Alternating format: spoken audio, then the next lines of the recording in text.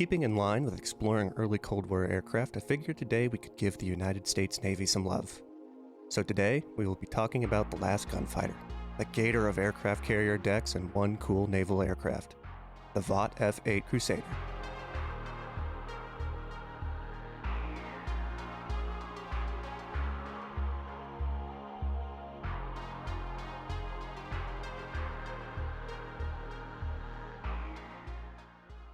So, what brought about the F-8 Crusader?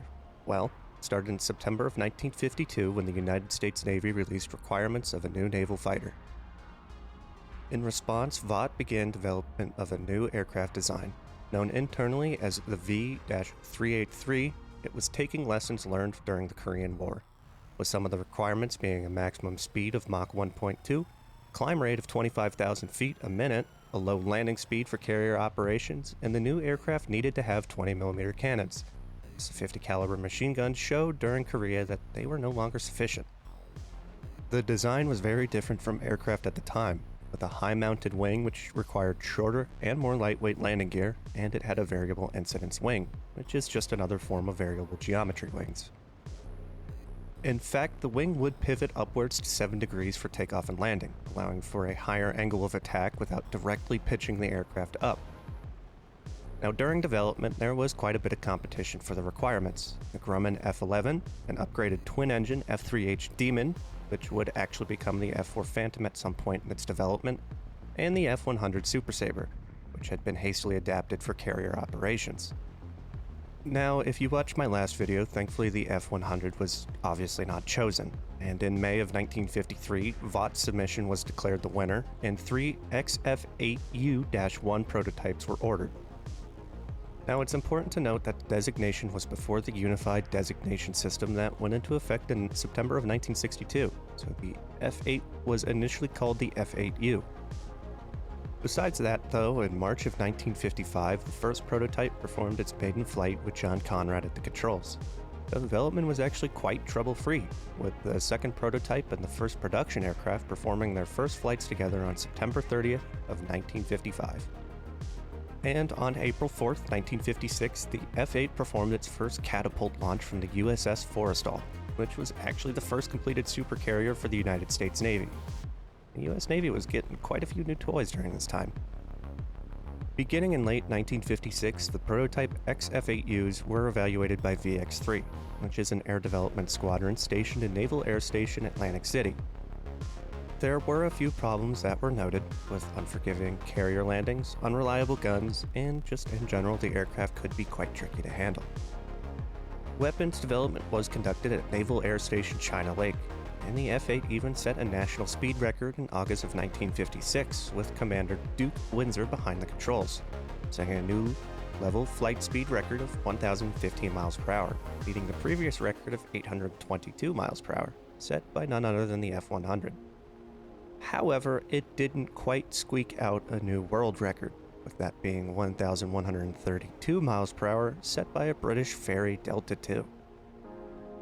In addition to the smooth testing, an early production aircraft was modified into a photo reconnaissance aircraft, becoming the first F-8U-1P. It was equipped with cameras instead of guns and missiles, well, leaving it relatively vulnerable.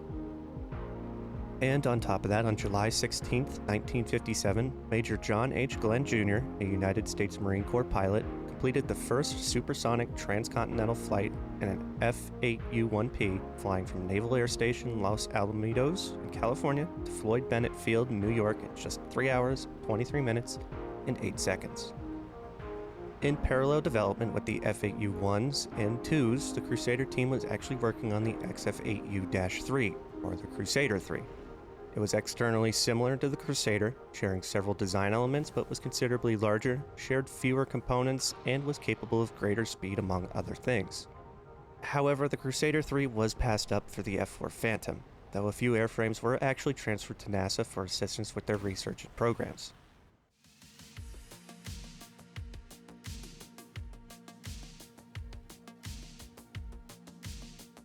Now, we know how the F-8 was developed, but what was the F-8? The Crusader was, at this point in the video, obviously a single-engine, supersonic, carrier-based air superiority fighter. It was often described as an all-weather fighter, yet initial production aircraft were only fitted with a ranging radar for the guns, being reliant on external platforms to guide them to enemy aircraft. However, from the F-8B onwards, air intercept radars were installed, with the AN/APQ-84 initially being installed with newer upgraded radars being installed throughout the aircraft's service life. However, pilot training at the time did focus on the use of these radar systems, which led to the systems not being as effective as they could have been. Interestingly, later models were often criticized for the increased weight of the fire control systems, leading the aircraft to not maneuver as easily and lead to greater difficulties in the event of having to abort on landing. In addition, it was also stated that the radar did not work well in tropical environments. Now, a key feature of the F-8 was its variable incidence wing.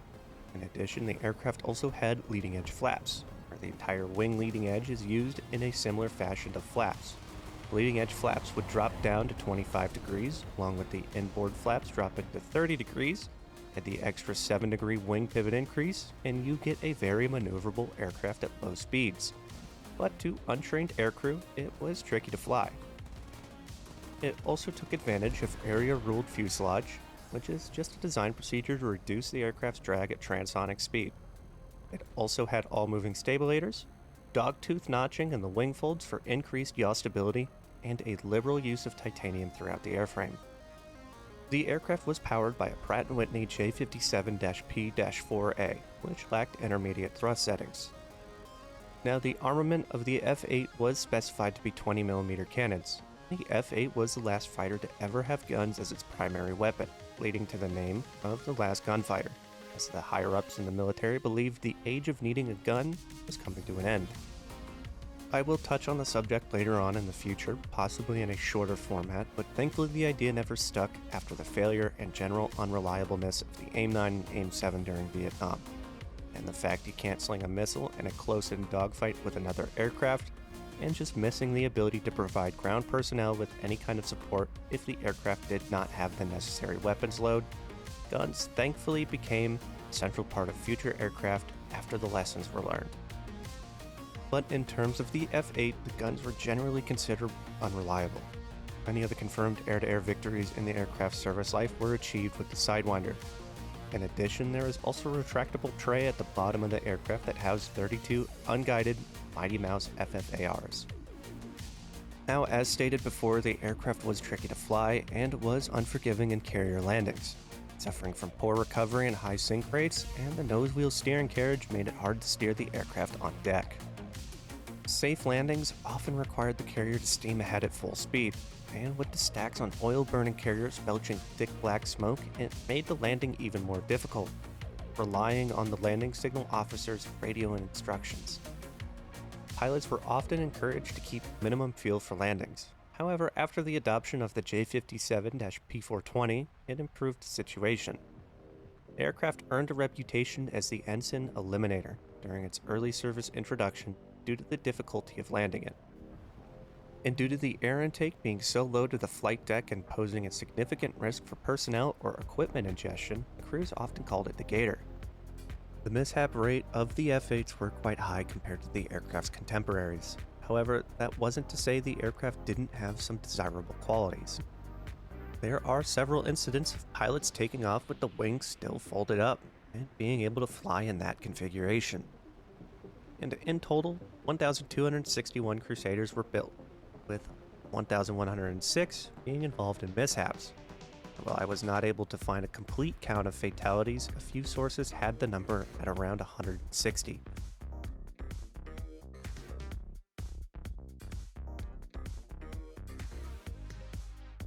Now, while there aren't many variants to talk about in detail, the F-8 was used widely in various situations, and not just with the United States. Now, VX-3 was obviously the first naval unit to receive the F-8, receiving them in December of 1956, and began directly operating them in April of 1957 from the USS Franklin D. Roosevelt. VX-3 was also the first unit to qualify for carrier operations. However, several aircraft were lost in accidents, with some of them leading to pilot fatalities. Now, the first fleet squadron to operate the F-8 was VF-32 at Naval Air Station Cecil Field in Florida in 1957. They later deployed to the Mediterranean, later in the same year on the USS Saratoga. The VF-32 renamed themselves to the Swordsman, keeping in line with the Crusader naming scheme. The Pacific Fleet received its first Crusaders at Naval Air Station Moffett Field in Northern California, and the VF-154 Grand Slammers, being named in honor of the new 1,000-mile-per-hour jets, later renamed the Black Knights, began their operations with the F-8 in 1957. And of course, the 1st Marine Corps unit, being VMF-122, accepted their first Crusaders in late 1957. The F-8 first saw combat actions during the 1958 Lebanon crisis, where the F-8's VF-32 assigned to the USS Saratoga supported U.S. Marine landing operations. Now from this point forward, the standardization of military aircraft designations have taken effect, where in 1962 the Defense Department standardized designations across all branches, bringing them more in line with the United States Air Force designations. And while I haven't been calling the F-8 its prior designation, I felt it was important to include this point in history.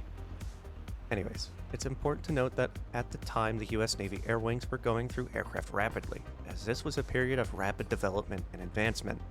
Now it's also important to note the Crusaders actually had quite a relatively long tenure within the fleet. A very important footnote in the F-8 service was with the Cuban Missile Crisis. Naval Squadrons VFP-62 and VFP-63 and the Marines VMCJ-2 began getting low-altitude photographs of Cuba beginning October 23rd of 1962. RF-8As flew extremely hazardous, low-level photo reconnaissance missions over Cuba, which was the Crusaders' first true operational flights. 2 ship flights flew out of Naval Air Station Key West twice each day to perform low-level recon flights over Cuba, to then return to Jacksonville where the film was offloaded, developed, then rushed to the Pentagon. These flights from the F-8 confirmed the Soviet Union was setting up medium-range ballistic missiles in Cuba. The RF-8As also monitored the withdrawal of Soviet missiles, ensuring the Soviets kept true to their word. In total, 160,000 images were taken by RF-8As, and the pilots who flew them received Distinguished Flying Crosses, while VFP-62 and VMCJ-2 received the U.S. Navy Unit Commendation Award. Now, of course, there is a segment about the Vietnam War. F-8 Crusaders from the USS Hancock were the first U.S. aircraft to engage with the Vietnam People's Air Force, which, if you watched my last video, it beat the F-100 by just a day, engaging enemy aircraft on April 3rd, 1965. Now, the Vietnam People's Air Force MiG-17s claimed the downing of an F-8. However, after gun camera review, it was later revealed to be a friendly fire incident. However, the aircraft was able to land under control of Lieutenant Commander Spads Thomas, who landed the wounded aircraft safely at Da Nang Air Base, with the remaining F-8s returning safely to their carriers.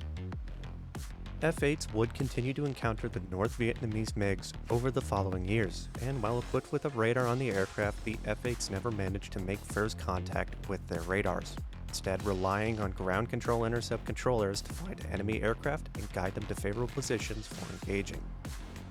A typical day mission being performed by F-8s involved a pair of F-8s, with one aircraft concentrated on radar and navigation functions, while the other searched the skies with their eyes. Ground controllers would alert and direct the aircraft towards MiGs spotted, which they'd approach from behind, not relying on the aircraft's radar to detect enemy aircraft at all. Now that was for good reason. There was a heavy presence of U.S. surface-to-air missile sites on and around U.S. naval vessels, which encouraged, or forced, depending on how you view it, enemy MiGs to fly at lower altitudes, giving the F-8s an advantage, but it made the aircraft's radar useless, as in this moment in time, pulse Doppler modes were not widely in service. Which, to touch very lightly on it, is a radar mode that distinguishes the difference between moving targets and non-moving targets when the enemy aircraft is at low altitude and close to the ground. Now, the US Navy had evolved its night fighter role in air wings into an all-weather interceptor, the F-4 Phantom II. Now, I won't get into the F-4 in this video, but the F-4 was where the US military learned an important lesson about removing guns from aircraft entirely, with Vietnam making it clear the era of dogfighting was not over. Now, in one pitched air battle on August 1st, 1968, between U.S. Navy F-8s and North Vietnamese Air Force MiG-21s, North Vietnamese ace pilot Nguyen Hong Nhi fired a pair of R-3S anti-air missiles at a pair of F-8s. The second R3 made a successful hit, claiming one of the F-8s. Following a brief dogfight with the other F-8, another pair entered into the fray and fired 2 sidewinders at Nguyen Hong Ni, who was hit and safely ejected. The downing of ace fighter pilot Nguyen is credited to F-8H pilot Lieutenant McCoy of VF-51, which was aboard the USS Bon Homme Richard. Now, as the conflict progressed, North Vietnam received more MiG-21s, which proved to be a capable opponent to the F-8. However, good teamwork and exploitation of the MiG-21's weaknesses proved to be an effective means of dealing with them. However, following the end of Operation Rolling Thunder in November of 1968, American pilots stopped flying in airspaces where encounters with MiGs were expected and likely, which brought less opportunities for aerial engagements. Accordingly, the F-8 was increasingly used as a bomb truck, with carrier-based naval aircraft and land-based Marine Corps units primarily performing ground support and close air support missions in North and South Vietnam, though Marine Corps F-8s only performed missions in South Vietnam. During Operation Linebacker II, numerous Navy F-8s were assigned to fly aerial superiority missions, yet they largely went unopposed as combat with MiGs was quite rare at this point in time. Now, despite the Last Gunfighter nickname, only 4 aerial victories were achieved with the aircraft's cannons, while the remainder were achieved with Sidewinder missiles. Now, this is due to the unreliability of the Colt Mark 12 cannons, often jamming under high G loads during high-speed dogfights. Now, the F-8s had relatively low kills. It also had relatively low aircraft loss to enemy aircraft. With a 19-to-3 kill ratio, it was technically the highest ratio during the war. The North Vietnamese Air Force claimed 11 F-8s, however, U.S. sources only indicated 3 being lost, all of them in 1966 to cannon fire from enemy MiG-17s. In total, 170 F-8s would be lost to all causes. However, it was mostly to ground fire and accidents. Now, one cool thing of note is that the F-8s used the AIM-9C, which was a radar-guided version of the Sidewinder. However, it was shelved in 1969 due to its restrictive launch envelope as well as its high maintenance demands and just logistical difficulties.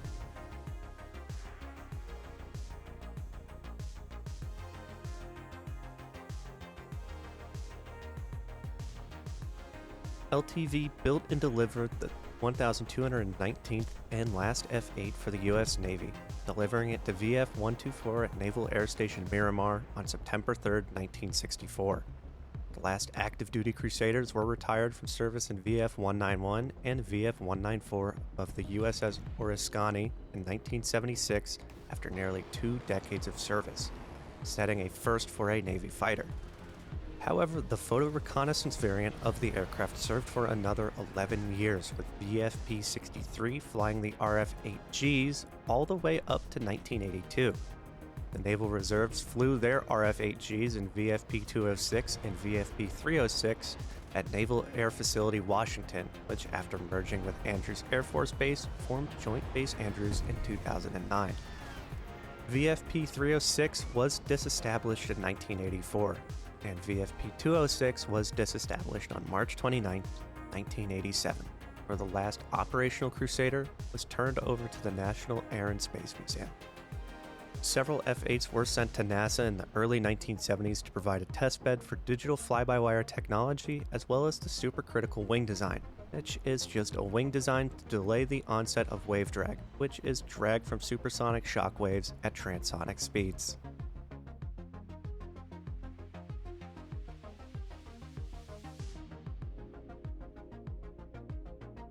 Now, while the U.S. Navy F-8s were retired in 1987, there was one other nation that flew the F-8, and that was the French.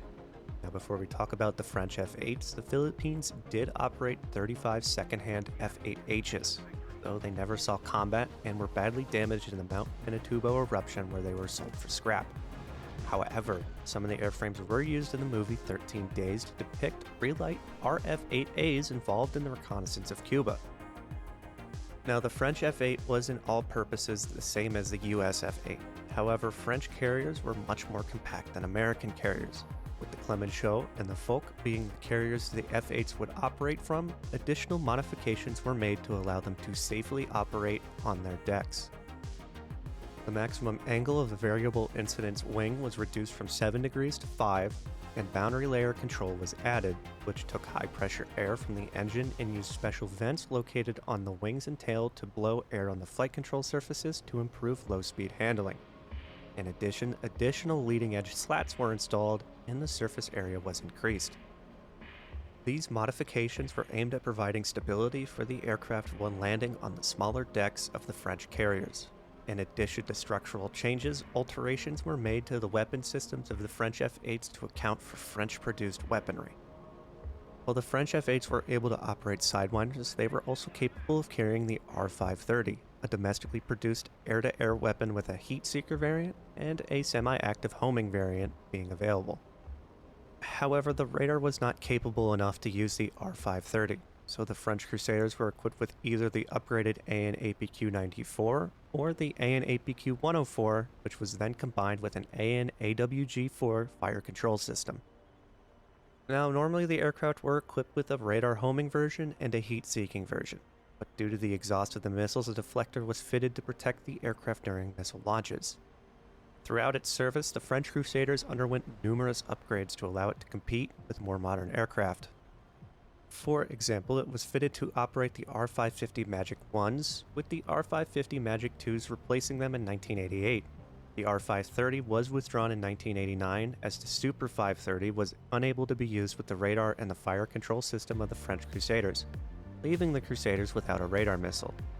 It also received upgrades to its structure over the course of its service, and in 1969 the aircraft received the wings that had been developed for the F-8J, and in 1979, the J-57-20As received new afterburners. Now, in the 1980s, the French military began development of the Rafale. However, it wouldn't be ready for operational use until the 21st century, so the French Navy undertook a modernization program to update its aging Crusaders. 17 aircraft were marked to undergo the upgrade.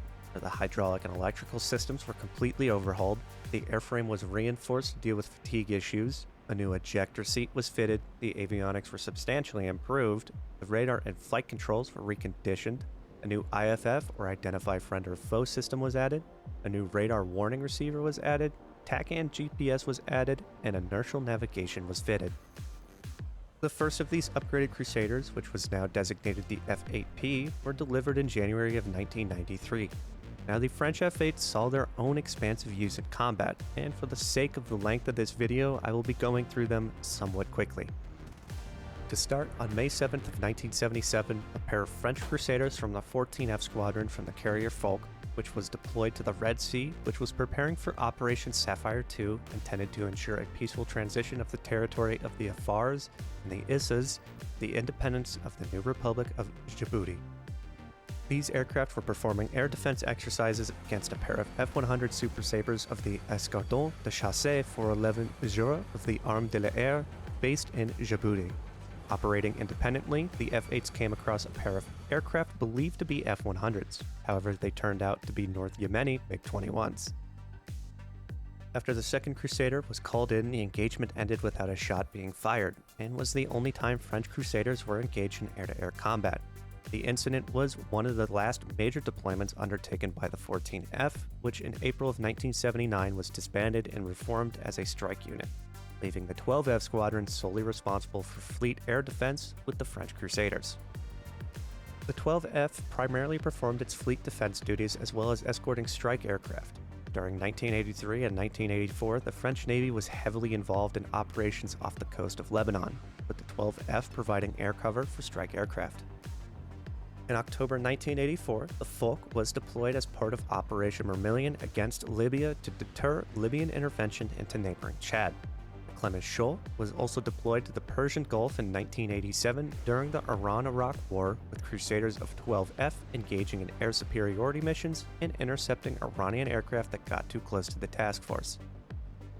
The upgraded F-8s completed the program in 1995 with heavy use of the aircraft in Yugoslavia, and a deployment with the carrier Foch to the Adriatic Sea on Operation Trident, with the 12F providing support for airstrikes over Kosovo, and the 12F's final deployment with the F-8. Following one last exercise during October aboard the Foch, the last Crusader launch took place on October 28th in 1999 during the disembarkment of the ship's air group. The final flight of the Aeronaval's Crusaders came on December 3, 1999, when 4 of the 12 F's 5 remaining aircraft performed a display, commemorating the aircraft's 35 years of service. The squadron was disbanded on December 15, 1999, as the Rafale began its introduction into service with the French military.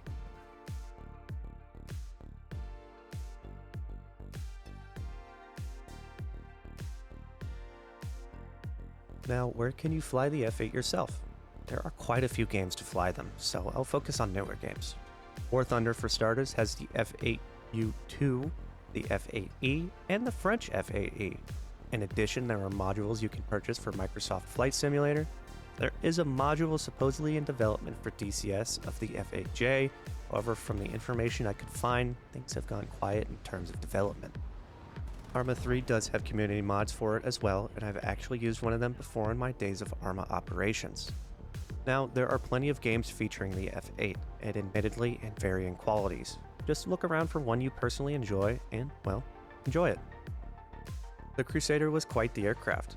The last aircraft to focus on slinging lead instead of missiles, even if it didn't sling that much lead. It was fast, sleek, and looked cool doing what it did.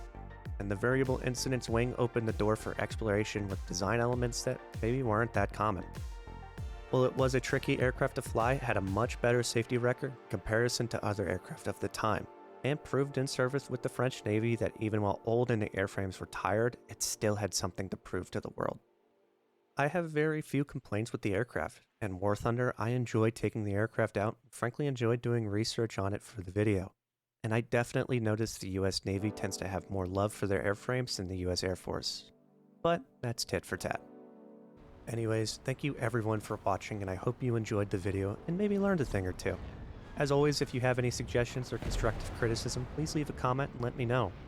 Also let me know if I got something wrong. The best knowledge really is a collective one, and I'm always happy to learn more.